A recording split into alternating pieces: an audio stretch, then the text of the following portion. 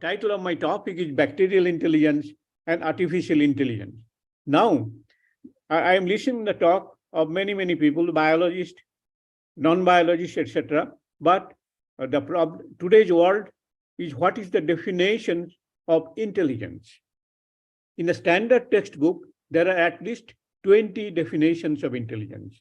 So when a biologist say cells are intelligent, or a persons from medical science say computer, it's not very clear what type of definitions they are really going to take it.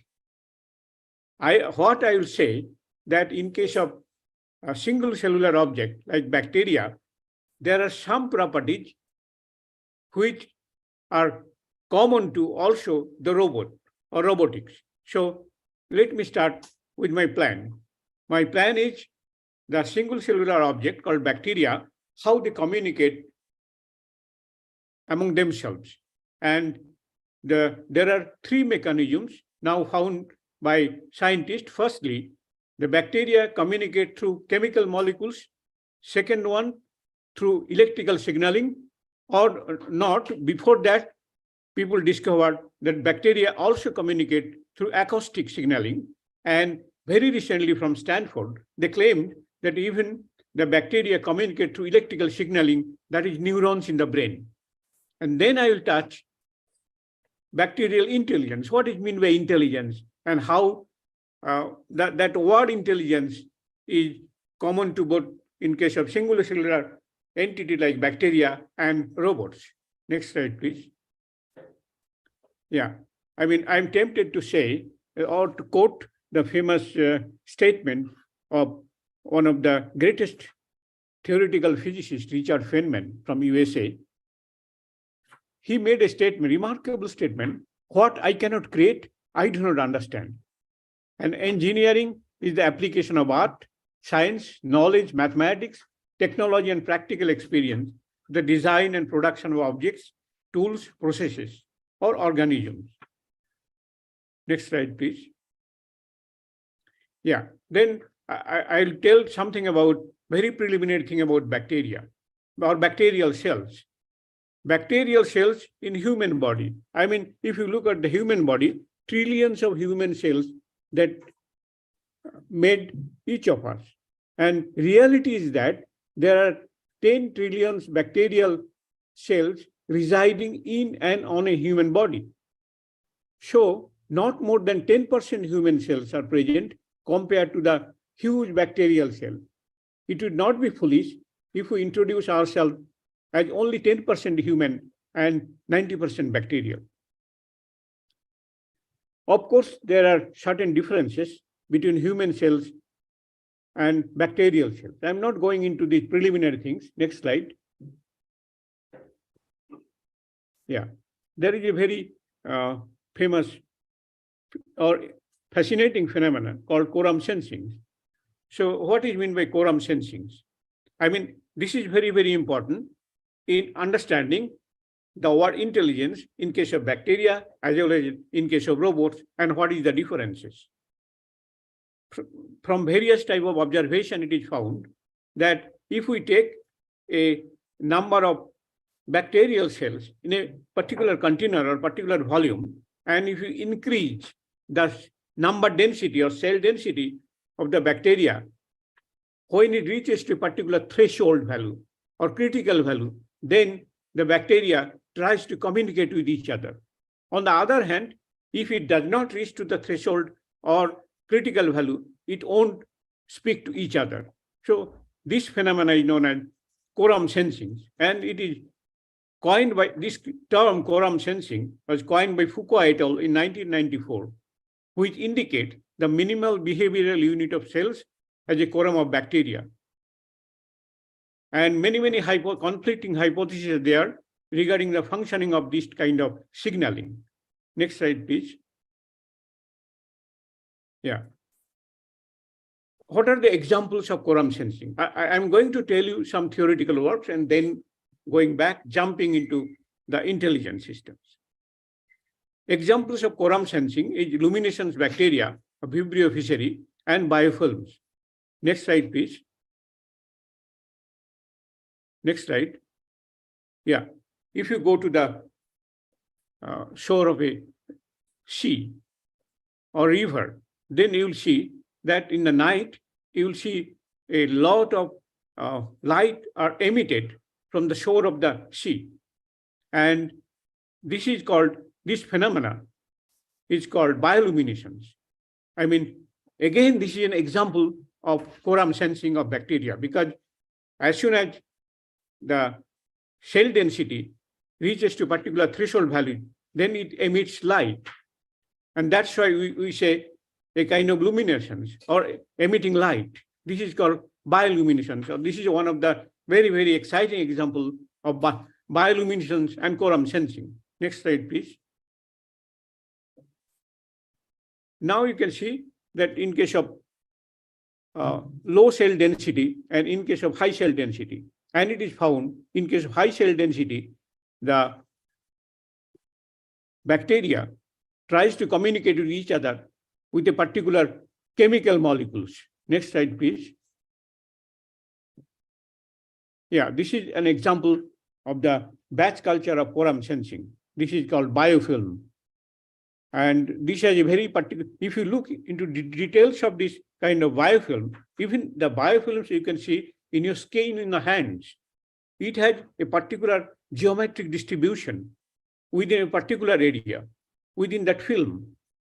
And this is one of the fascinating problems, how these patterns are being generated out of these bacterial cells.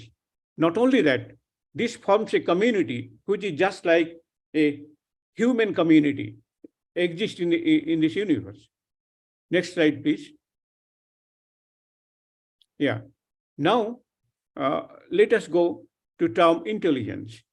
If you look at the Latin root of the word intelligence, it says that intelligence is not a quality to attribute likely to microbes. There is no reason to think that bacteria, slime molds, and similar single-cell forms of life have awareness, understanding, or other capacities implicit in real intellect. But particularly when these cells commune in great numbers, their startling collective talents for solving problems and controlling their environment image. So, word intelligence in Latin called interlegere means grouping together. So, if you take the root meaning of the word intelligence from the Latin root, it says that there is a propensity or there is a tendency of the cells to group together, and then we say that as a whole, it forms a community, and the community fights the invading of the poisonous nutrients or like enemy. This is like a society in human society itself. And those behaviors may be genetically encoded into these cells by billions of years of evolution. But in that sense, the cells are not so different from robots programmed to respond in sophisticated ways to their environment. So people might say, well, there is a similarity between what we call intelligence of the singular cellular object bacteria and the robots. But there are fundamental differences. So let me tell you what are the differences. Next slide, please. Okay. Before going into telling you the differences, let us start with what are the main characteristics. Main characteristics is communication. I mean, as soon as the bacterial cells or unicellular objects, they group together and reaches to a particular threshold or critical value, there is a communication. And again, another characteristics, they take the decision or decision-making process happens. Then like a city living, accelerated mutation and navigation. These are the main characteristics of the communities of bacteria, which are very much important and which gives rise to differences with robots. Next slide, please. Now, the first part of the story is that bacterial communication through chemical molecules. Next slide, please. Yeah. Bacteria can communicate to one another using a chemical language. What is meant by that? I mean, when the bacterial cells reaches to particular critical value or number density reach to particular critical value called when the quorum happens, then there is exchange of chemical molecules among the bacteria. And these chemical molecules are already discovered by scientists. Since a single bacteria can do nothing against the host body, they wait and keep sending and receiving such chemical signals until they become numerous enough to crush the host immune systems. I mean, bacteria as a single cell is not harmful, but as soon as they form a community, I mean, reach to a particular threshold, then they have a lot of power. They have a lot of power to interact with the environment or surroundings. And here lies the difference between the bacterial cells and the robots. In case of bacterial cells, unless they form a community, they don't have, they cannot communicate, they cannot understand what is happening in the environment or the outside world. But in case of robot, you can, even a single robot, it can sense the surroundings or the environment. So there is a difference between bacterial cells or single cell and the robots. Single cells only, they can sense the outside world, they can sense their own existence only in a community form. But in robots, they can do even as a single entity. But there are very recent experiments in MIT, people shown that even if you take a certain number of robots, and it is found that these certain number of robots, they form a kind of synchronized behaviors, like a community in bacterial cells. But as a single robot, they also sense their environment. So there is a difference between the intelligence, what we call intelligence of the bacterial cells and intelligence of the robots. Next slide, please. Yeah. There are the various phenomena called dynamical quorum sensing and synchronizations. I am not going into details of these kind of things, because the people who are more interested to understand how quorum is formed, what type of molecules are being exchanged or chemical molecule being exchanged, these many people, they have already studied and also did a lot of experiments. Next slide, please. There are various approaches. One is quorum sensing, another is diffusion sensing, another is efficiency sensing. Next slide, please. Yeah. Now the second part of the story. I mean, in between there is another story I did not mention. I mentioned in the beginning that even through acoustic signaling, the bacteria can communicate. Now, in the beginning, some of the Japanese scientists, they discovered in around 1990.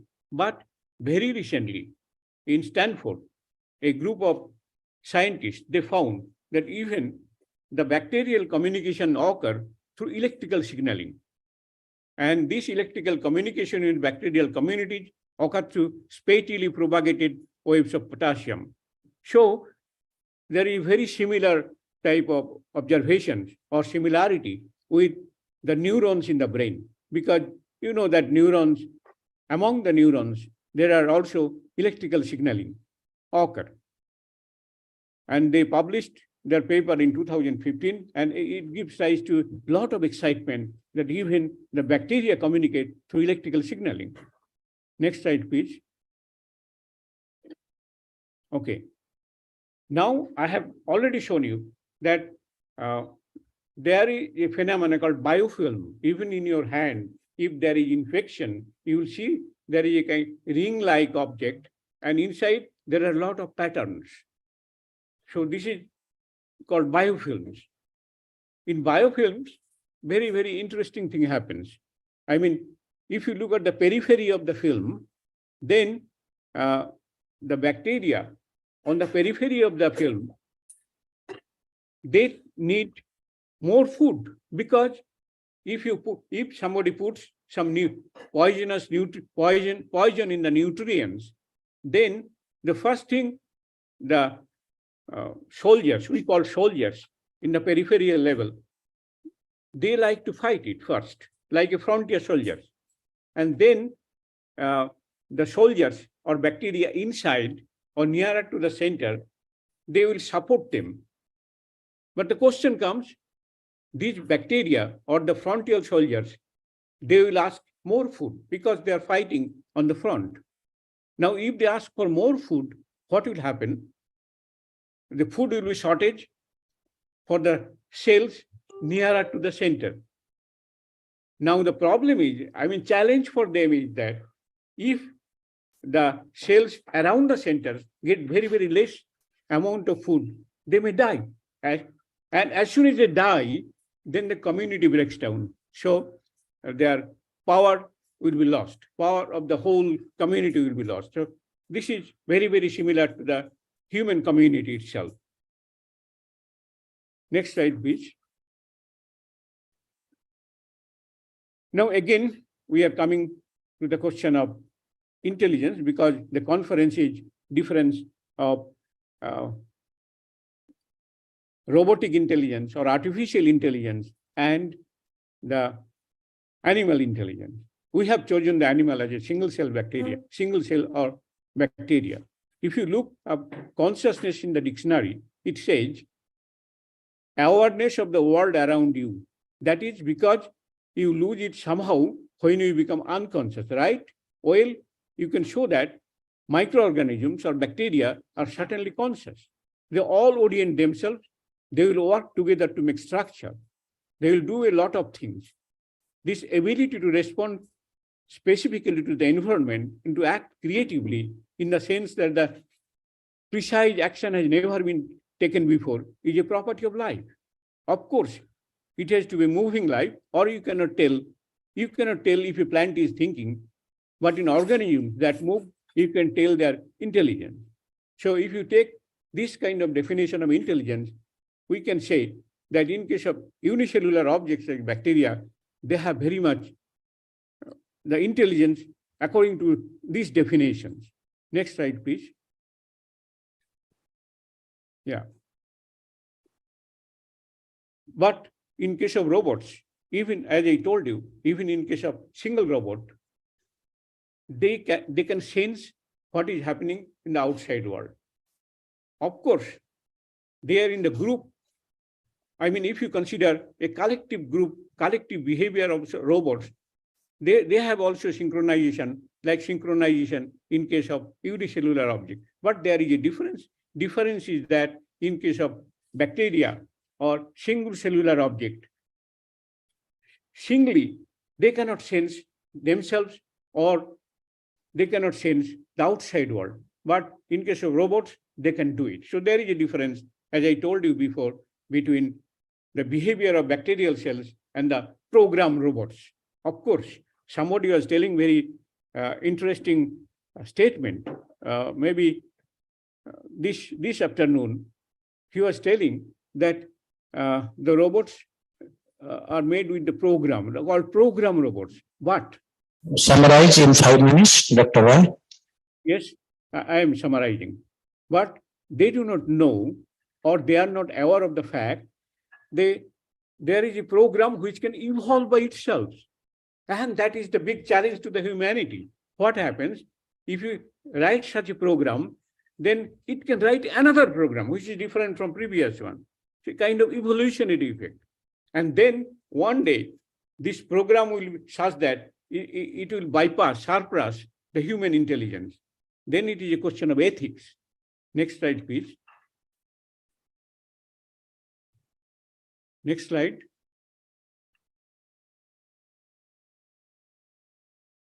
Okay. Next slide, please. Yeah. Next slide. Now, one of my former speakers, she was talking about learning, memory, and decision making. I can tell you that learning and memory is very much there in case of unicellular objects like bacterial cells. But the decision making, even nobody knows what is the cellular basis of decision making.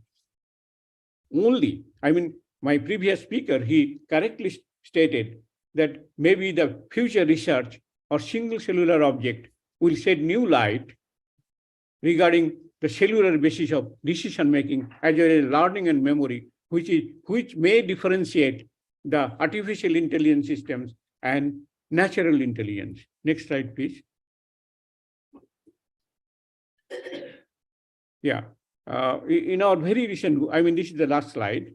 In our very recent book, published in 2021, we have the name of the book is Microbial Communication, Mathematical Modeling, Synthetic Biology and Role of Noise, published by Springer. Here, we try to discuss these kind of aspects, though not in a very elaborate way, but we have given hints that how or what is the difference between natural intelligence and artificial intelligence. Thank you.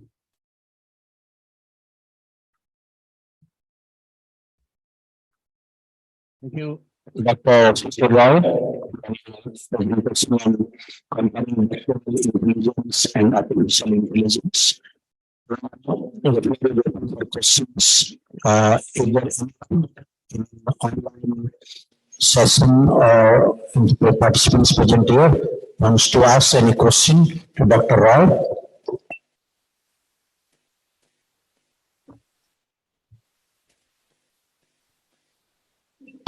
Dr. Roy, I have a question for you. You said about activities of neurons in bacteria. Yeah. So what do you mean by that? The neuron cells are there within bacteria, unicellular organism, or what kind of? What I'm making a kind of analogy that if you look at the neuronal communication, they communicate through electrical signaling, and that type of signaling, it happens also in case of bacteria. How? Because in bacteria or cells, there are millions of ion channels, potassium, sodium, ion, etc. And the potassium wave coming out of the potassium channel, they communicate. Through this potassium wave, the electrical communication happens. But in case of neurons, there are sodium, potassium, calcium, lot of ion channels are there. And these ion channels play very much important role in understanding the information processing in the brain. Is there any other questions? Anybody else? Alex, I have a question with you. Sorry, I'm giving it back. Sisir, you may have covered this, but about cellular communication, there was the implication that there's collaborative behavior between a group of cells. Could you elaborate on that? Can you repeat your question, Alex? Yes, you can speak a little slower. Right? Speak a little slower. Oh, a little slower. When you spoke about communication between cells, there was a strong implication that there is collaborative behavior by groups of cells. Yes, this is true. And we are, many people, even we are also studying the collaborative behaviors, how patterns are being formed in case of this collaborative behavior. And there is one very important parameter called viscosity that plays a great role. And we did some mathematical simulations by which it can be shown that under certain range of kinematic viscosity, you can generate many, many patterns. These very important questions, and we published papers, and also we are still working. Thank you so much.